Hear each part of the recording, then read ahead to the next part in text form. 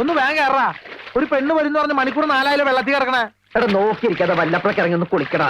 അയ്യടാ ഞാൻ ഞാൻ കുളിച്ചതാ. തമാശക്കാരൻ അവന്റെ എന്നെ മുണ്ട് വളർത്തിട്ട് എടുത്ത് പിടിച്ചിട പയ്യങ്ങോട്ട് വരാൻ മുണ്ട് പിടിച്ചിട.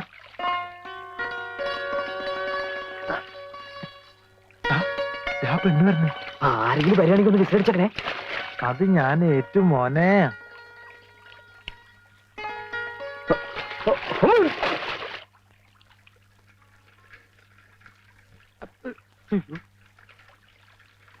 ദൈവമേ, ഇപ്പൊ അവൻ പൊന്തിയ ശവം പൊന്തിയതിന് തുല്യാവും.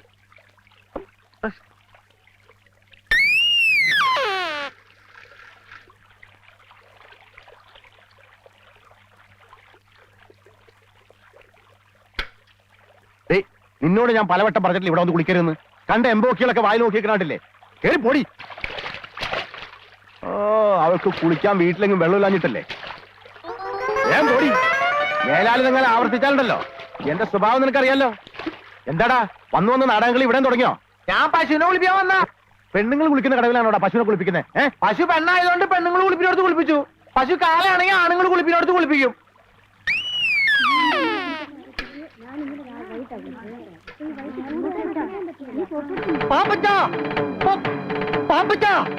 എന്താടാ പാപ്പച്ചന്റെ അമ്മ? അമ്മ അയ്യോ ഭയങ്കര കഷ്ടമായി പോയി. കർത്താവ്, എന്റെ അമ്മയ്ക്ക് എന്താ പറ്റിയ? കുറച്ചു നേരം ആയുള്ളൂ. പാപ്പച്ചൻ വേഗം അങ്ങോട്ട് ചെല്ല്. എന്താ പറ്റിയെന്ന് വെച്ചാൽ പറയടാ. വിഷമിക്കാനൊന്നുമില്ല. പള്ളിയിൽ വെച്ച അന്ത്യകൂദാശ. പാപ്പച്ചൻ നിക്ക്, മുഴുവൻ പറയട്ടെ. പള്ളിയിൽ വെച്ച അന്ത്യകൂദാശ കൊടുക്കാൻ പോയ നേരത്തെ അച്ഛന്റെ മേടയിൽ കള്ളം കയറിയെന്ന് പാപ്പച്ചന്റെ അമ്മ എന്ന് പറഞ്ഞു. ഞാനത് പറയാൻ തുടങ്ങിയതാ.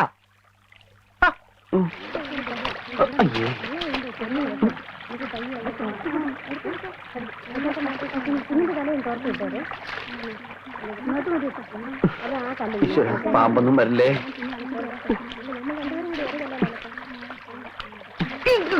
ഈ മീനിക്കൾ ഇടാൻ കണ്ട സ്ഥലം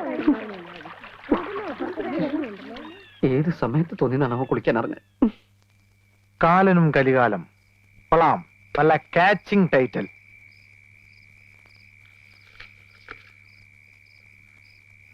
കൂരാകൂരിട്ടത്ത് കറുത്ത പോത്തിന്റെ പുറത്ത് കയ്യിൽ കയറുമായി വന്നു കാലൻ.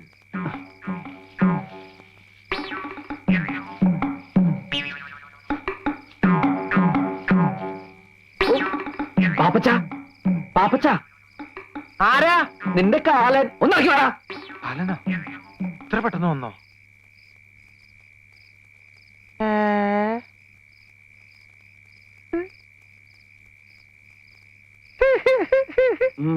സൂപ്പർ ആയിട്ടാ.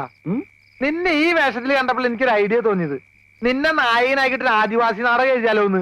എന്റെ വായിലേക്ക് കേൾക്കരുത്. എപ്പോഴും മുണ്ടെടുത്തിട്ടോടാ.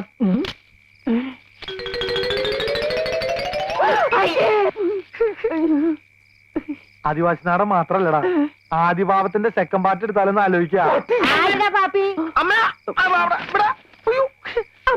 എന്റെ മുണ്ട് പോവല്ലേ? അമ്മ അങ്ങോട്ട് പോ. അമ്മ അങ്ങോട്ട് വരല്ലേട്ടോ. ഇങ്ങോട്ട് വരില്ല അമ്മേ.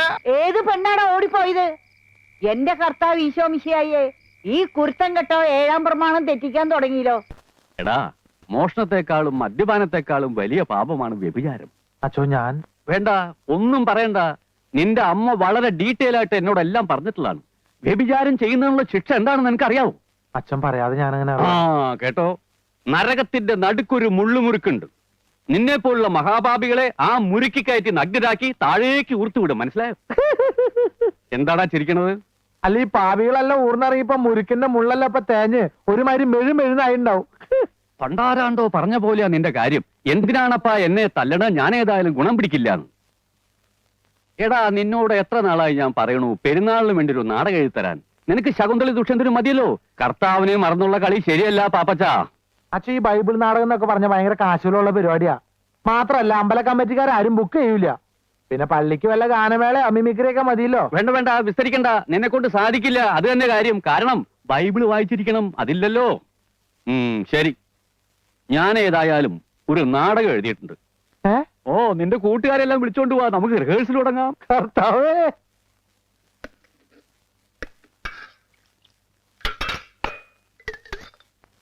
സ്വന്തമായിട്ടൊരു നാടക ട്രൂപ്പ് തുടങ്ങണമെന്നായിരുന്നു ആഗ്രഹം. എന്ത് ചെയ്യാം, ഇറക്കാൻ കാശ് വേണ്ടേ?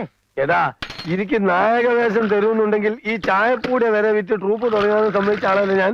ചതിക്കല്ലേ അബ്ദുക്ക, നിങ്ങൾ ഈ ചായക്കട വിറ്റാ പിന്നെ ഞാൻ അവിടെ പോയി പണിയെടുക്കും. ആരുടെ പുതിയ ന്യൂസ് ഉണ്ട്. ഫാദർ വട്ടക്കുഴി എല്ലാവരും പള്ളിയിലോട്ട് ചെല്ലാൻ പറഞ്ഞു. ഫാദർ പുതിയ ആളോ തുടങ്ങി.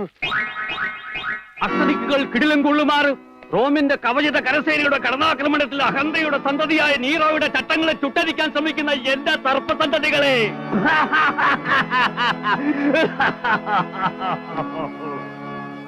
വെനീസിലെ സുന്ദരി, രചനയും സംവിധാന മേൽനോട്ടവും ഫാദർ വട്ടക്കുഴി. പാപ്പച്ചൻ വരുന്ന സംവിധാനം ചെയ്ത് തന്നാ മതി.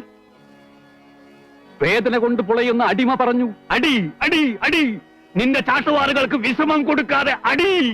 മനുഷ്യനെ കൊണ്ട് ചവിട്ടിമതിക്കുന്ന ദുഷ്ടസന്തതി, നിന്റെ ബലം ക്ഷയിക്കുന്നത് വരെ അടി. കലക്കി വെച്ചോ, പാപ്പച്ചനെഴുതിയ നാടകത്തിനേക്കാളും ഉഗ്ര നാടകം. അടിമയുടെ വേഷം ഞാൻ ഇപ്പോഴേ ബുക്ക് ചെയ്തിരിക്കുന്നു. നിനക്ക് ഞാൻ യേശു ക്രിസ്തുവിന്റെ വേഷം തരാം. എന്താ? അല്ല, ഇവനാകുമ്പോ കുരിശിന് പകരം രണ്ട് ഈർക്കിന് വെച്ച് കെട്ടിയാ മതിയല്ലോ. ഇവിടെ വേഷങ്ങൾ തരാനും തീരുമാനിക്കാനും ഞാൻ അച്ഛനുണ്ട് കേട്ടാ. അല്ല, അതൊക്കെ കണ്ടില്ലല്ലോ. അച്ഛൻ ട്രൂപ്പ് തുടങ്ങി അറിഞ്ഞപ്പോഴേ നായിക ബുക്ക് ചെയ്യാൻ പോയിരിക്കുക. ഓഹോ. ആ, ഇതെല്ലാം കണ്ടുകൊണ്ട് സുന്ദരിയായ രാജകുമാരി മന്ദം മന്ദം നടന്നു വരുന്നു. വേദനയോടെ താഴെ കിടക്കുന്ന അടിമയുടെ കൈകളെടുത്ത് രാജകുമാരി ചുംബിക്കുമ്പോൾ, നീയാണ് അടിമ. രാജകുമാരി ചുംബിക്കുമ്പോൾ അവിടെ ഒരു ഗാനം ആരംഭിക്കുന്നു.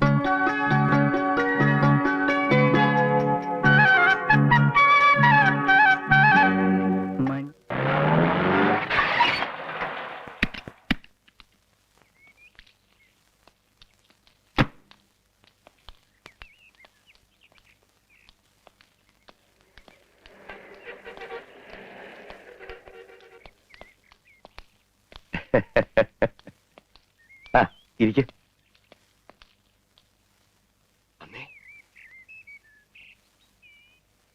അറിഞ്ഞതായി ഭാവിക്കണ്ട. പെണ്ണ് കാണാൻ വന്നിരിക്കുക മേപ്പാടത്തെ ദാമോദരക്കുറുപ്പിന്റെ മോനാ. ചടങ്ങുകളിലൊന്നും പുള്ളിക്ക് താല്പര്യമില്ല. ചെറുക്കന് നമ്മുടെ പെണ്ണിനെ ഇഷ്ടപ്പെട്ട നമ്മുടെ ഭാഗ്യം. ഇഷ്ടപ്പെടും. ചെറുപ്പത്തിലേ കണ്ടിട്ടുള്ളതാ. എനിക്ക് ആദ്യം അങ്ങോട്ട് മനസ്സിലായില്ല. പിന്നെ അച്ഛനൊക്കെ സുഖായിരിക്കണോ? ഞങ്ങള് പഴയ ബന്ധ. ഇപ്പൊ നിങ്ങളുടെ ആ കവലയിലുള്ള മില്ലില്ലേ, അതെ, അത് അമ്മയോട് കച്ചവടാക്കി കൊടുത്തത് ഞാനാ. അത് വാങ്ങിയതിനു ശേഷം എന്താ ഐശ്വര്യം. ഇപ്പൊ എത്രയാ മില്ലുകള്. എന്നാ മോളോട് രണ്ട് ചായ കൊണ്ടുവരാൻ പറ. ഞാനതങ്ങോട്ട് മറന്നു. മോളെ ലക്ഷ്മി, രണ്ട് ചായ. ആ, അച്ഛനല്ലാട്ടോ, മധുരിട്ടോളൂ. മോനിപ്പോ എന്ത് ചെയ്യണു? എഞ്ചിനീയറിംഗ് കഴിഞ്ഞ് നിൽക്കുക. വല്ലവരുടെയും കമ്പനിയിൽ എഞ്ചിനീയർ ആയിട്ട് ജോലിക്ക് പോകേണ്ട ഒരു കാര്യമില്ല. ഉള്ള ബിസിനസ് തന്നെ നോക്കി നടത്താൻ ആളില്ലെന്നാ മുതലാളി പറയണത്.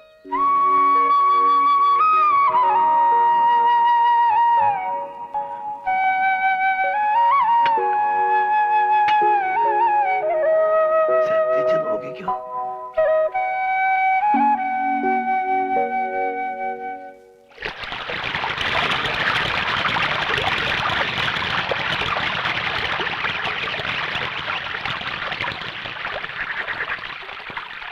അനർഘ നിർഗളമായി ഒഴുകുന്ന ജീവിത നദിയുടെ മറുകര നിന്നുകൊണ്ട് അവൾ വിളിച്ചു, ചേട്ടാ.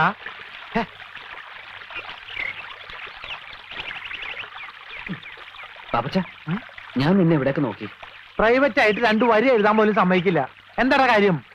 എടാ, ലക്ഷ്മിയുടെ കല്യാണം ഉറപ്പിച്ചു. നന്നായി, ആ പെൺകുട്ടി രക്ഷപ്പെട്ടു. മനസ്സിലൂടെ ഭ്രാന്ത് പിടിച്ചെടുക്കുമ്പോൾ അവന്റെ ഒരു നീ വിഷമിക്കാതിരി. ഞാനിപ്പോ എഴുതിക്കൊണ്ടിരിക്കുന്ന നാടകത്തിൽ ഇതേപോലെ ഒരു സിറ്റുവേഷൻ ഉണ്ട്. എന്ത്? ഇതിലെ നായകൻ നിന്നെ പോലെ പേടിത്തൂർണ, പക്ഷെ കൂട്ടുകാരനുണ്ടല്ലോ, ആള് ഭയങ്കരനാ. നമുക്ക് വഴി ഉണ്ടാക്കടാ.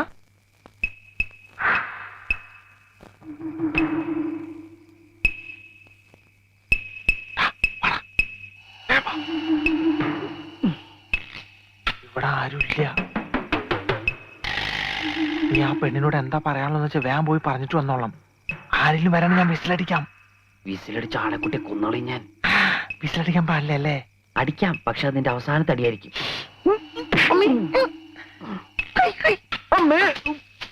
ഇവൻ അമ്മേനെയാണോ മോളെയാണോ കാണാൻ പോണേ? ഓ, കാമുമാരൊരു ഗതിയുടെ. എന്തായാലും ഞാൻ ഇവിടുന്ന് ശരിയാവില്ല.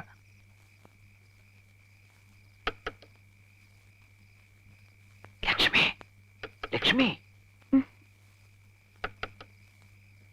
ലക്ഷ്മി, വാതിലോർക്ക്. ലക്ഷ്മി,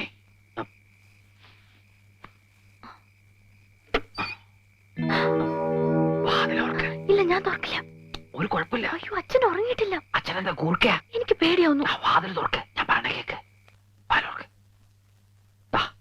ശ്ശോ. ഓ, ഈ കുറ്റിയക്കാരാ കണ്ടുപിടിച്ചേ.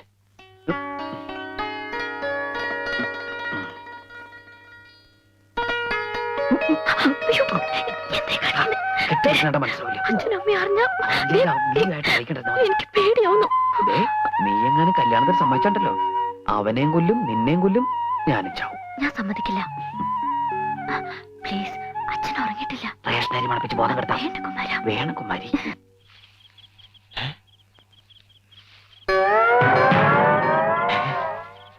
കുരിശ് ഈ പഞ്ചായത്തിൽ ഞാനല്ലാതെ വേറൊരു കള്ളനോ? ഡോണ്ട് വെറി, ഞാനും സെയിം പ്രൊഫഷനാ. നമ്മൾ തമ്മിൽ ഇതിനു മുമ്പ് കണ്ടിട്ടില്ലല്ലോ. ഏത് ജയിലിലായിരുന്നു? ഞാൻ പൂജപ്രേത. കൂട്ടുകാരൻ ആ വീട്ടിലേക്ക് പറഞ്ഞു വിടുന്നത് ഞാൻ കണ്ടു. കൊച്ചു കള്ള. ഞാൻ സാധാരണ ഒറ്റയ്ക്ക, ആരെയും വിശ്വസിക്കാൻ കൊള്ളൂല. ഒക്കെ ചതിയന്മാരാ. എനിക്ക് നീ വീട്ടിലാ ഡ്യൂട്ടി. അപ്പൊ ഞാൻ പോട്ടെ.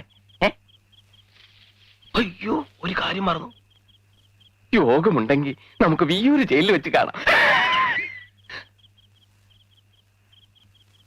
നിന്നെപ്പോ ഞാൻ പിടിച്ചാലേ കുമാരൻ ആ വീട്ടിലുണ്ട് നീ വിളിച്ചു പറയും. അത് വേണ്ട, നിന്നെന്റെ കയ്യിൽ കിട്ടും. അന്ന് കുമാരൻ ഒരു പണിയാവും ചെയ്യും.